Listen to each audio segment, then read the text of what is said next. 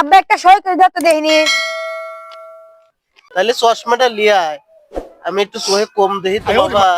কেমন কিছু নয়, এটা সই করে দাও। আচ্ছা বাবা, আমি সই করে দিচ্ছি।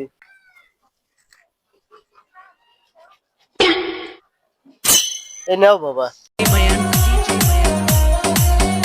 সই দেওয়ার পর সাওয়াল আমার পাগল হয়ে গেল নাকি?